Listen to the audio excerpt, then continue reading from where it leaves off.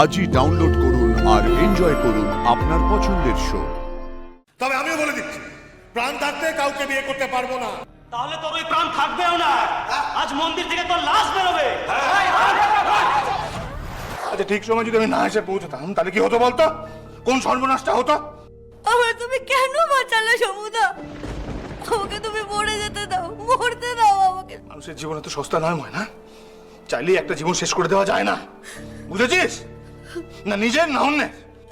আমার এসব শুনতে ভালো লাগছে না সমুদা, আমাকে মরতে দাও, ওকে মরতে। না, পালিয়ে যাবি, পালিয়ে যাবি জীবন থেকে, নিজের জীবন থেকে পালিয়ে যাবি তুই।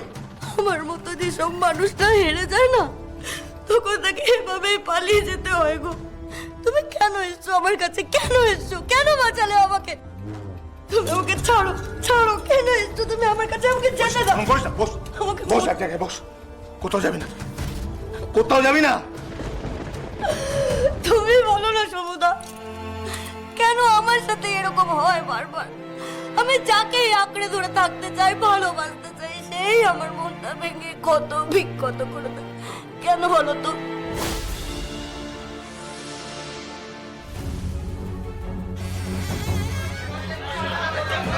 হ্যাঁ, আসুন আসুন আসুন, দেখবেন চলুন, মন্দিরের ভিতরে সবার চোখের আড়ালে।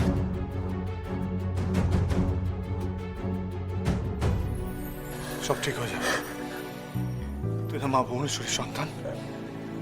মা ভুবনেশ্বরী তার সন্তানকে সবসময় রক্ষা করে, সবসময়।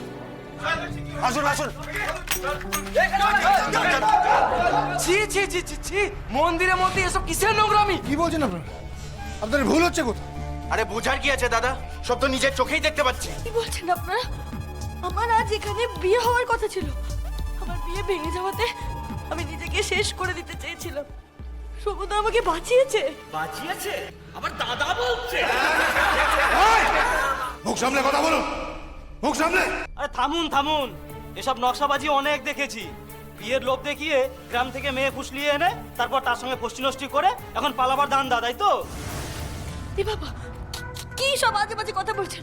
ও আমাকে বিয়ে করতে যাবে কেন? ও তো আমাদের পাড়ার সমুদা। আমার অন্য কারোর সাথে সম্পর্ক ছিল, নাম প্রবাল।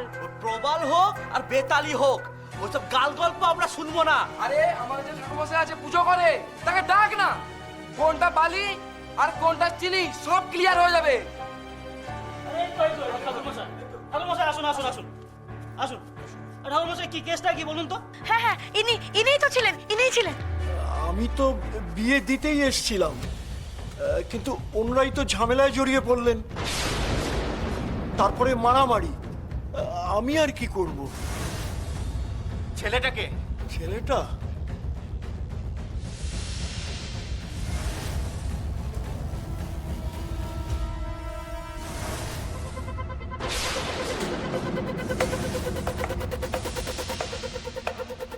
ও ঠাকুরের সামনে বিয়ে করার মিথ্যা প্রতিশ্রুতি না?